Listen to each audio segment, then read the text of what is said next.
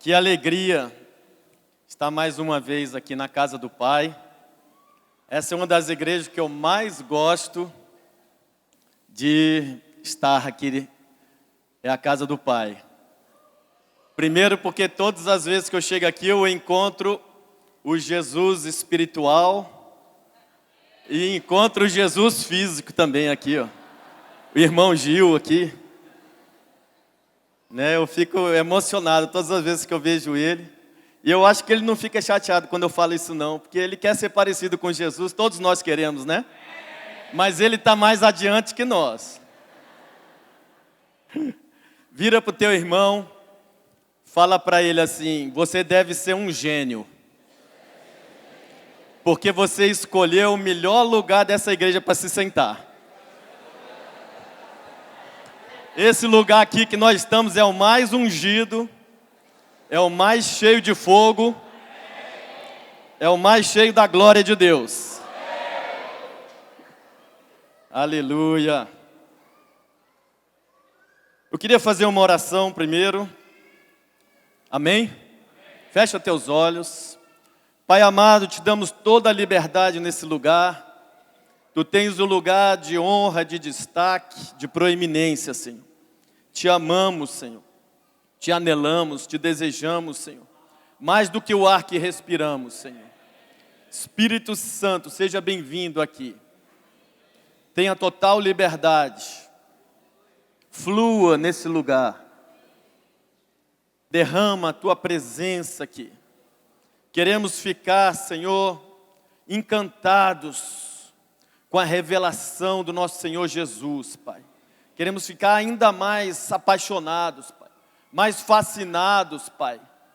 Mais, Deus, desejando, Senhor, Pai, nos gastar pela obra, Senhor. Pelo reino de Deus, Pai. Espírito Santo, toma agora a direção de tudo que eu for falar, Senhor.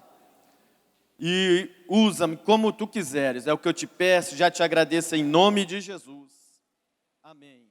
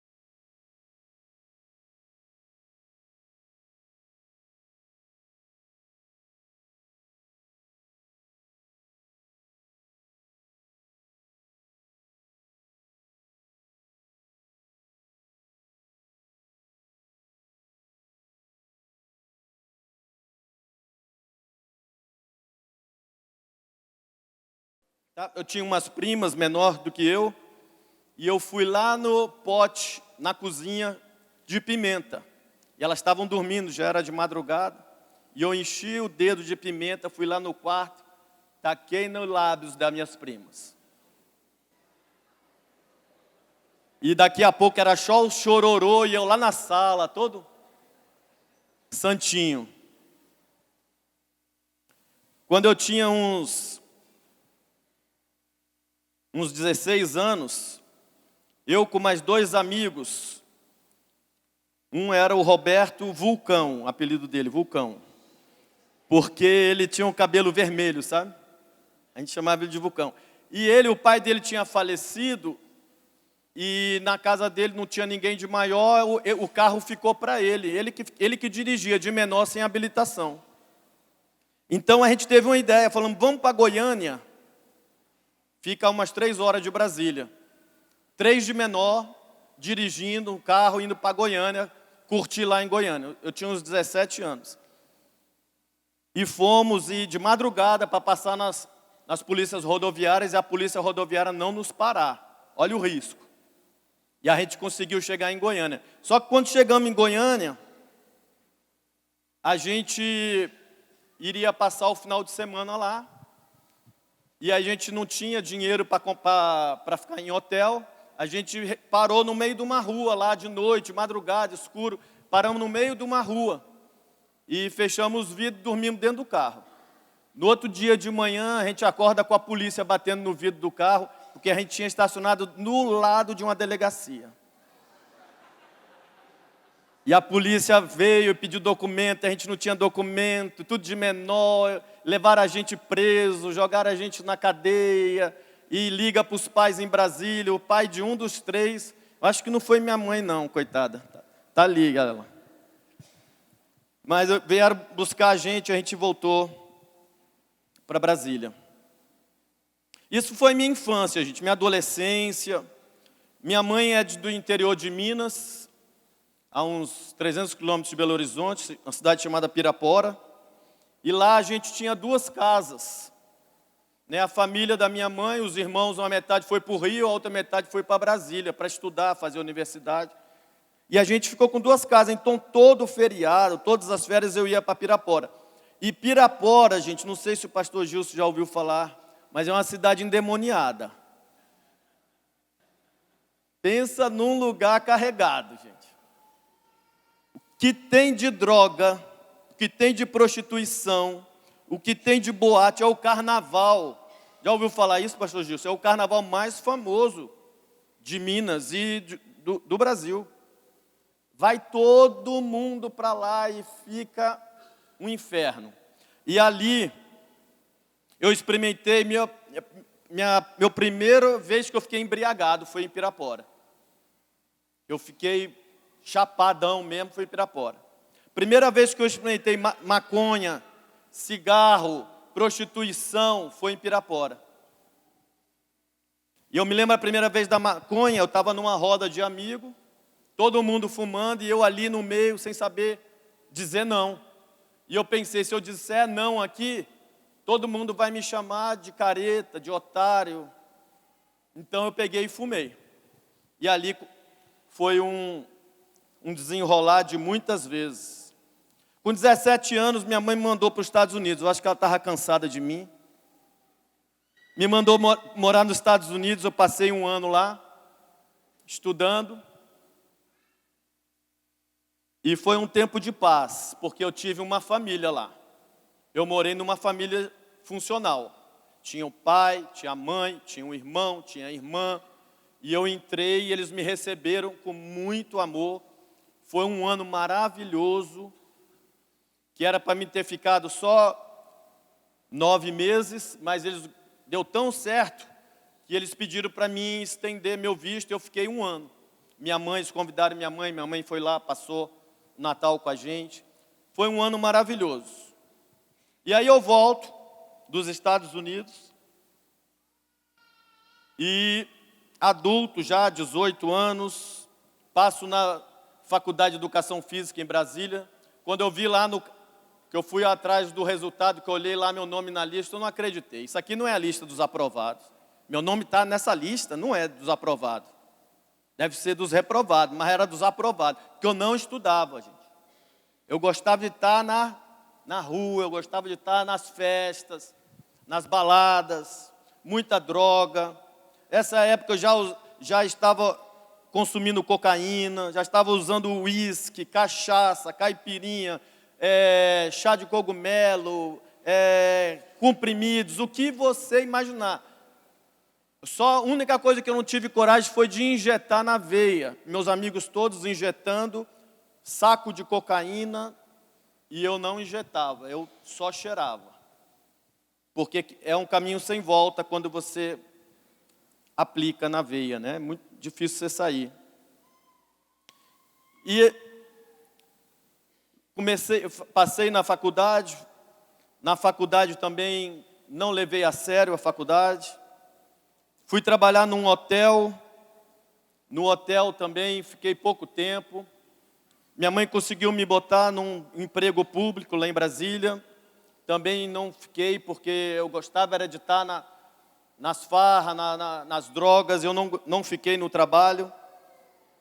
E existia um vazio muito grande dentro de mim. Todo ser humano tem um vazio dentro de si, que é do tamanho de Deus. E eu nunca tive Deus. Eu nunca fui para a igreja. Eu nunca tive nenhum contato com Jesus, com nada. E, gente, esse vazio era terrível. Vocês já devem ter experimentado isso. Eu não conseguia pensar na morte. Quando eu pensava na morte, aquilo me afligia tanto, me desesperava, que eu falava assim, será que a vida é só isso aqui? Aí acabou, não há mais nada, e aquilo me desesperava. Eu não conseguia pensar, eu desviava o pensamento. Será que existe só isso? E por essa época eu comecei a roubar para adquirir droga. Uma coisa leva a outra. Para você consumir, para você ter um dinheiro, eu comecei a roubar. Entrei em apartamentos com colegas, roubava carros, o que aparecesse. Minha mãe sofreu demais porque eu tirava muito o carro dela. Eu fazia cópias, tinha vezes que eu tinha 2, 3, 4 cópias do carro dela, porque ela achava uma e eu tinha outra escondida. E eu saía com o carro dela para aprontar. Também virei cleptomaníaco. Cleptomaníaco é que tem compulsão por roubar coisas. E não é coisa de valor, não. Entrava no supermercado, via algo que me atraía, eu não aguentava, eu pegava escondido. E com 24 anos de idade, tranquei a faculdade de Educação Física e resolvi mudar para Fortaleza, porque eu tinha passado umas férias aqui. E eu tinha gostado muito de Fortaleza.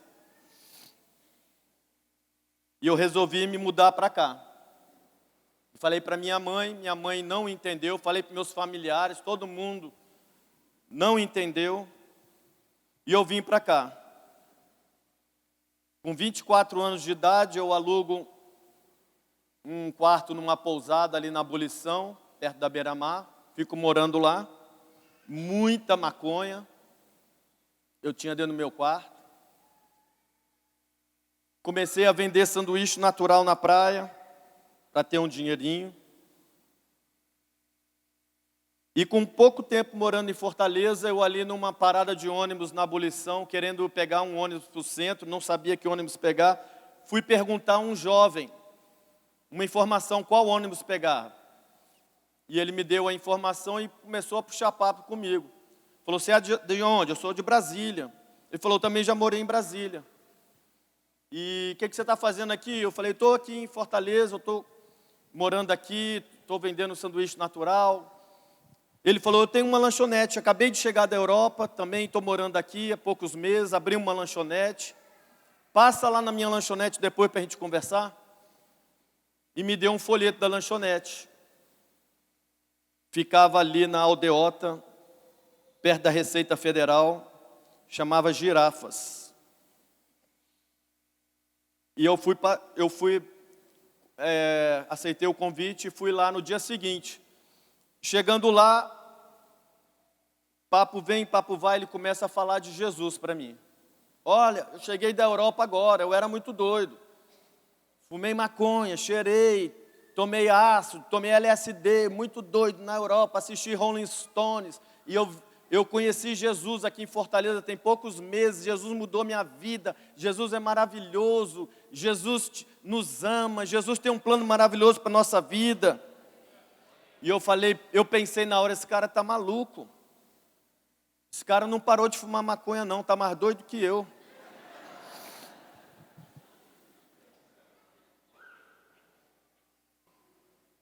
E ele, com outros rapazes lá da igreja, na lanchonete dele ia muitos evangélicos.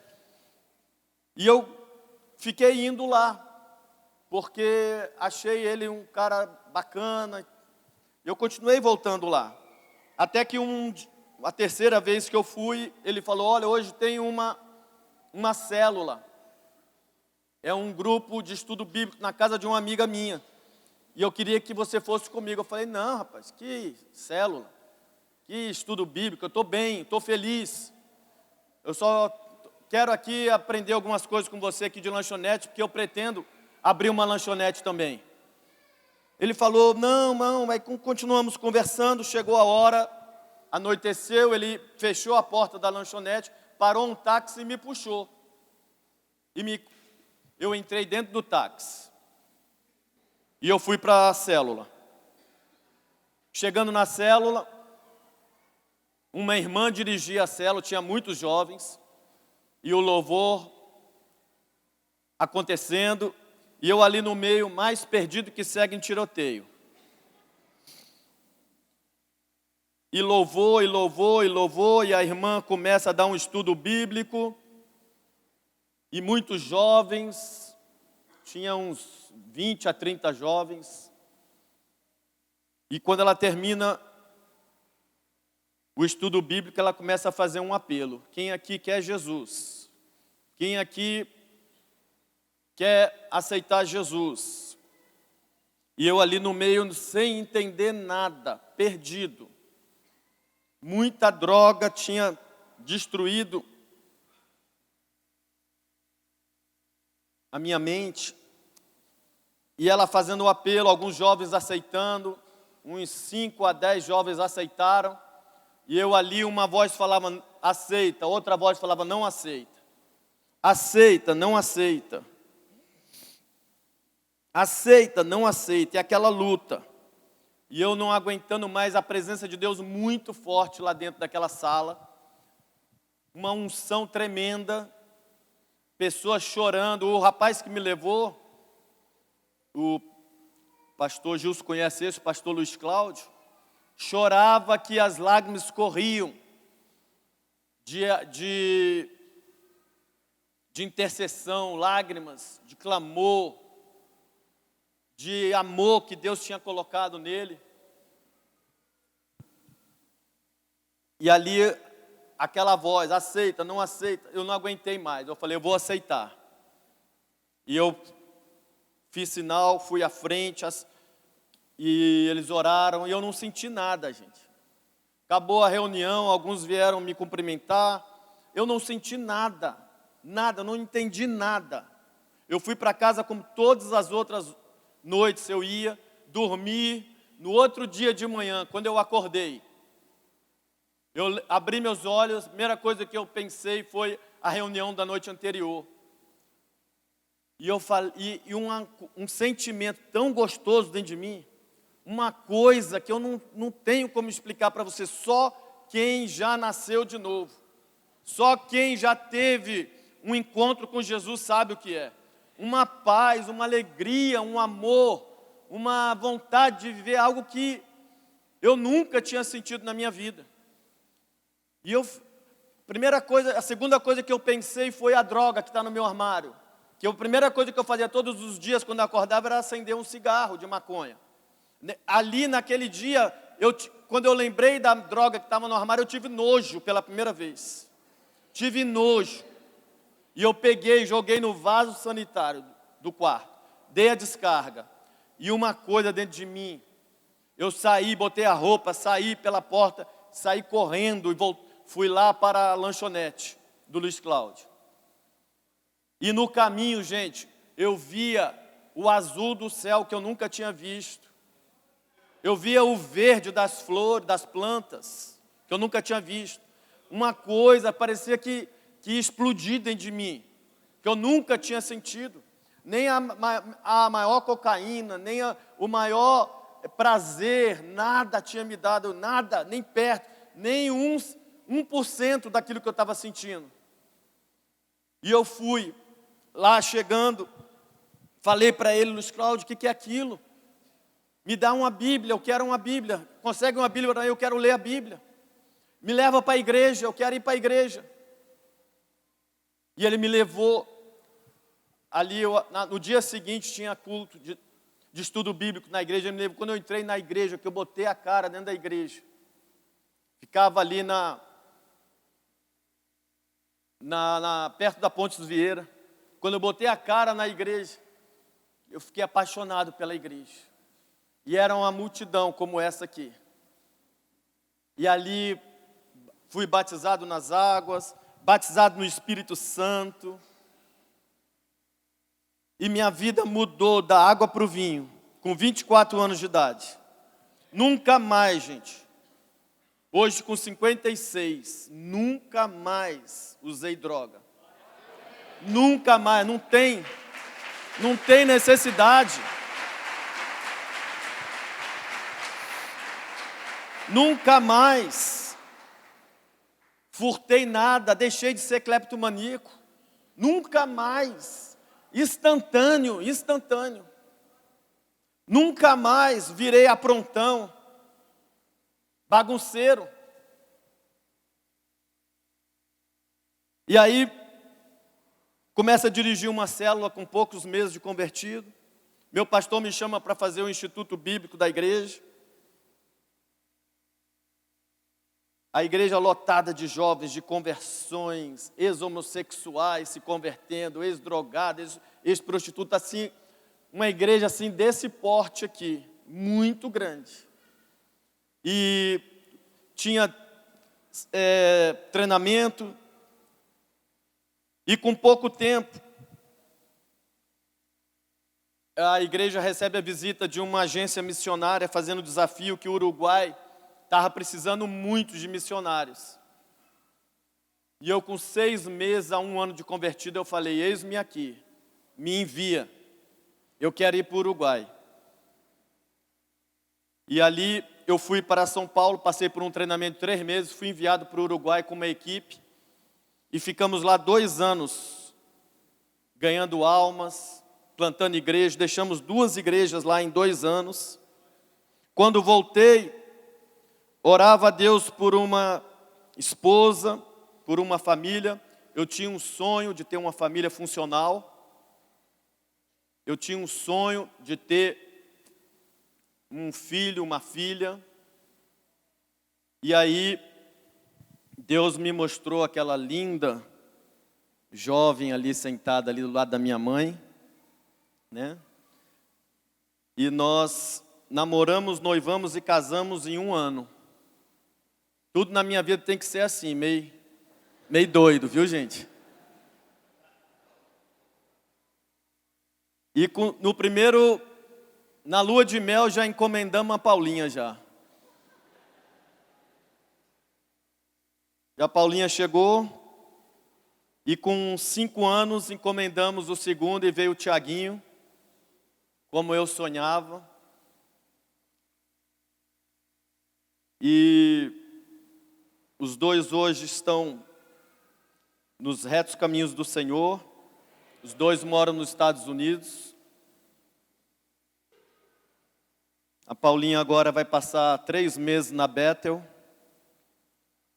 Quando voltar vai ministrar louvor aqui na casa do Pai.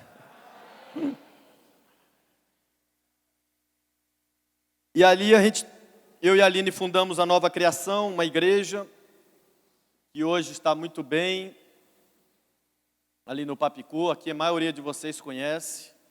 né? Já foi o abrigo de vocês, né? Tempo bom. Mas pastor Gilson agora foi promovido, né? E lá está a nova criação.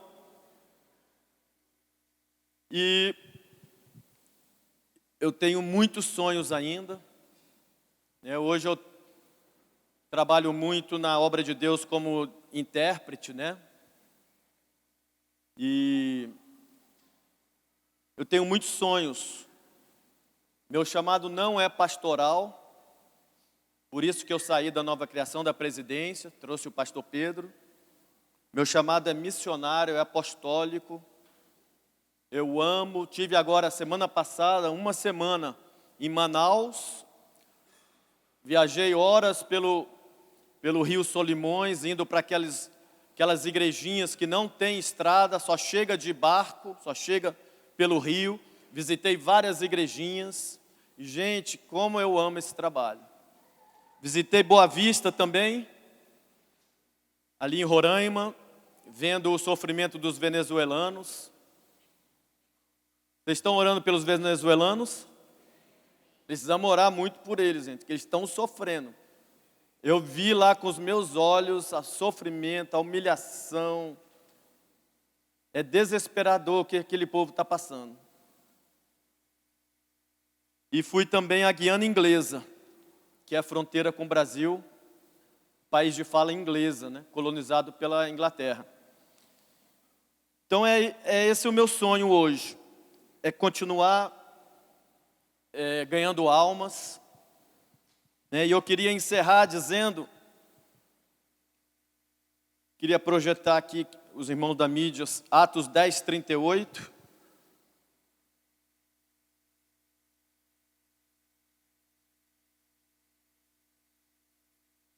Vamos todos ler juntos esse versículo? Vamos lá?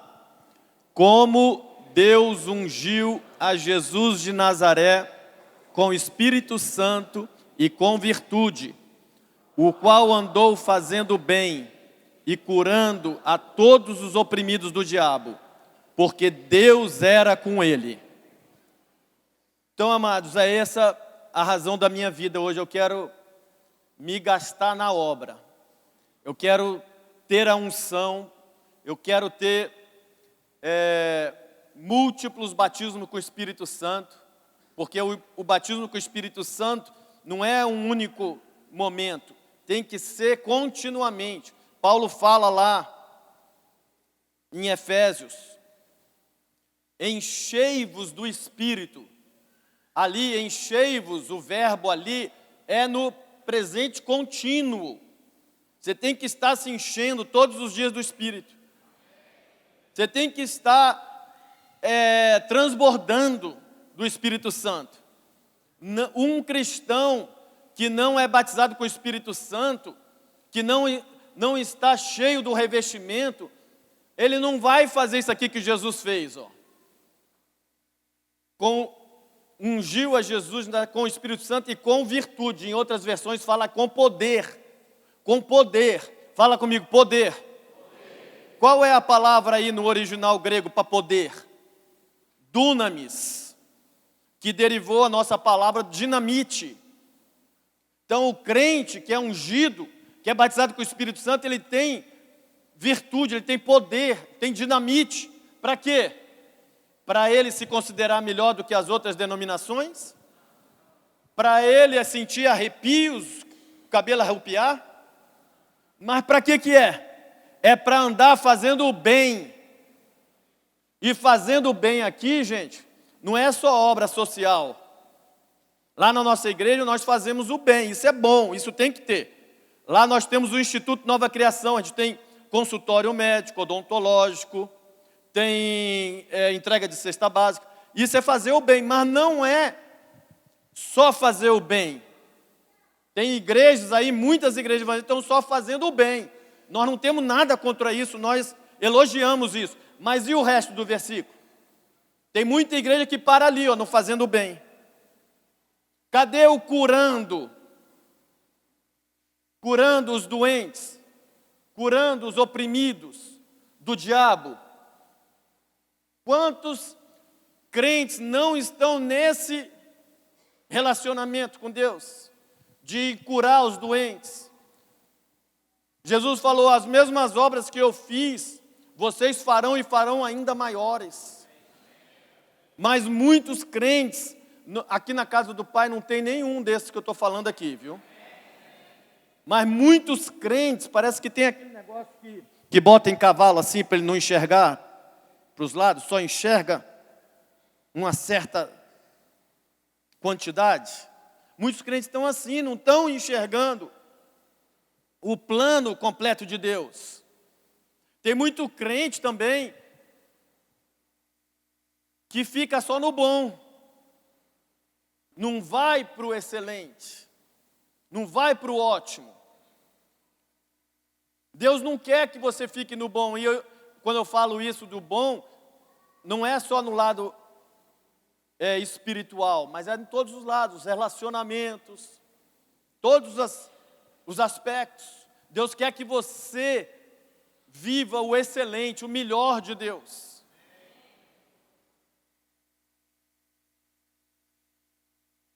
E Deus ungiu a Jesus de Nazaré com o Espírito Santo e com poder. Amados, nós precisamos do poder. Nós precisamos do poder.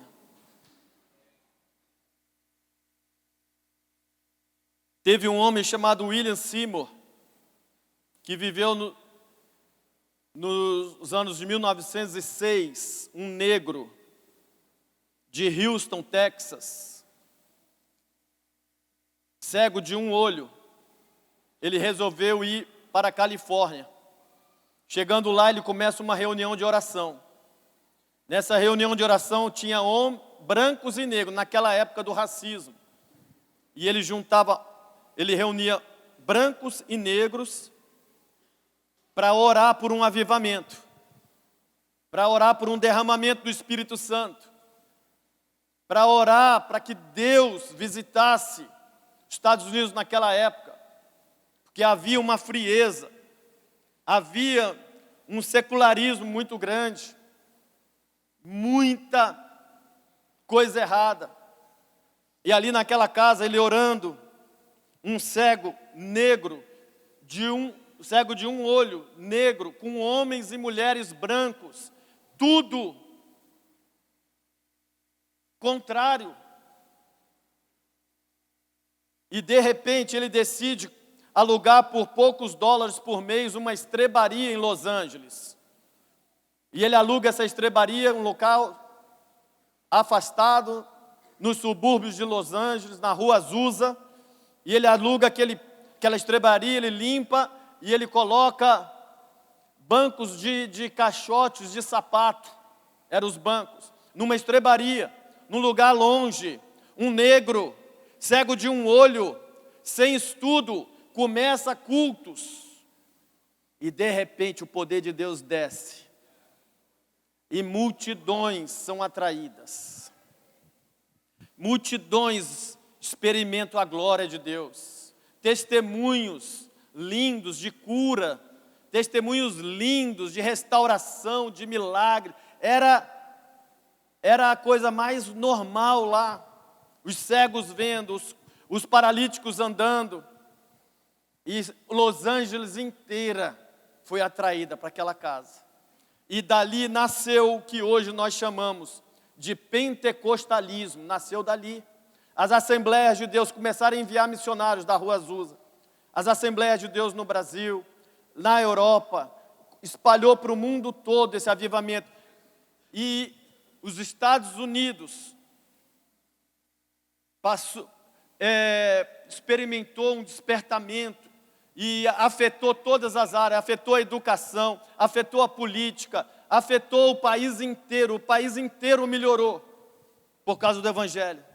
E nós no Brasil, gente, nós precisamos de um avivamento, nós precisamos que Deus intervenha nesse país, para nós libertarmos os deprimidos, nós libertarmos os doentes, nós fazermos o bem, mas também curando todos os oprimidos do diabo.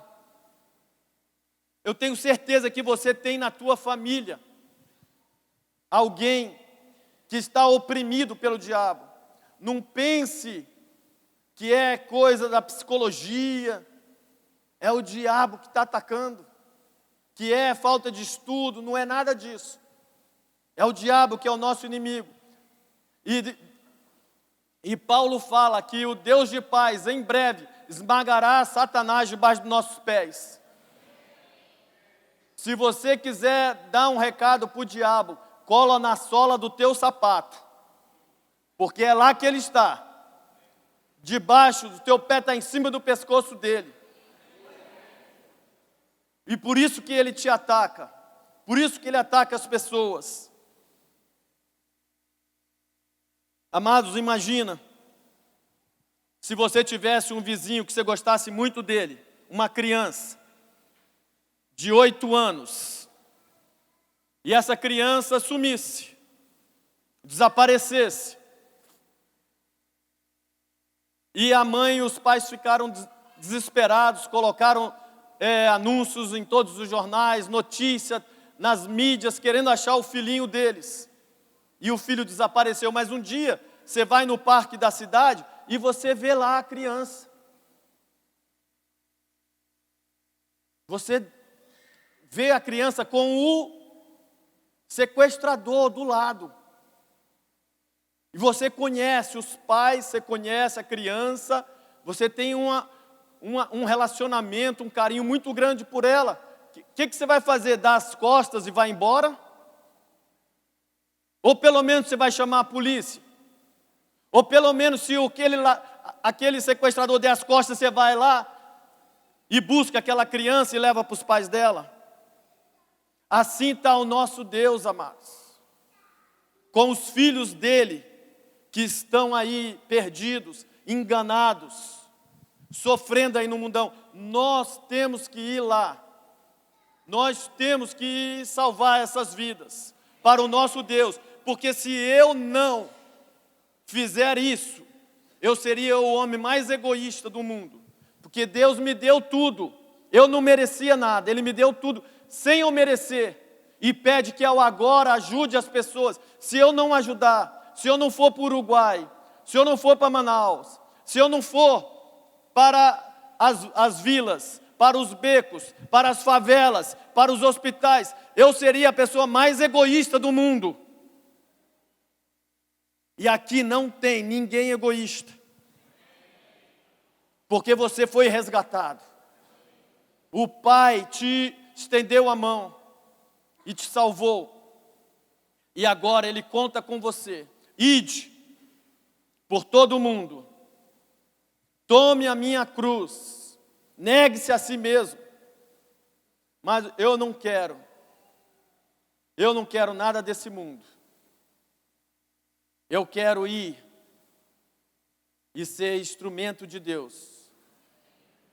Eu quero que Satanás todo dia, quando eu acordar, ele arranca os cabelos, fala, ih, acordou de novo, já vem ele, me dá problema. Eu quero que Satanás pense isso de mim todos os dias. E você também está aqui com uma missão na terra, de ser cheio do Espírito Santo. Não é casar, não é se formar, não é ganhar dinheiro, não é isso. Isso aí faz parte e Deus quer te dar, e Ele vai dar. Mas o teu objetivo é estar aqui para fazer a diferença. Já falei para pastor Gilson me leva para a Índia quando você for. Porque ele me contou que tem uma igreja numa cidade do tamanho de Fortaleza lá. Uma cidade do tamanho de Fortaleza, com a população de Fortaleza, tem uma igreja que é a igreja dele. E nós aqui, contentes, acomodados, não. Vamos começar a sacudir essa nação. Vamos começar a impactar essa nação. O avivamento está chegando, gente. E nós vamos ver coisas que os apóstolos não viram. Nós vamos ver coisas que William Seymour não viu, que Catherine Kuhlman não viu, que Oral Roberts não viu, que esses grandes, Billy Graham, Billy Graham botava 130 mil pessoas num estádio de futebol, as pessoas, e 30 mil não cabia dentro, e não podia entrar, porque estava lotado, voltava. Billy Graham, um homem cheio do Espírito Santo. Quando é que nós vamos começar a encher aqui o Castelão? Isso está chegando, igreja. Isso é a nossa herança. Isso é o plano de Deus para o Brasil. O Brasil é um celeiro de missionários. O Brasil é a terra do avivamento. Quem quer o avivamento? Aleluia. Eu queria pedir que vocês ficassem de pé agora.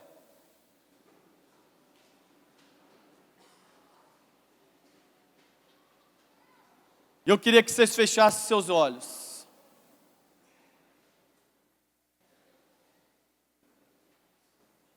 E eu queria dar uma oportunidade para pessoas hoje aqui voltarem para a casa do Pai.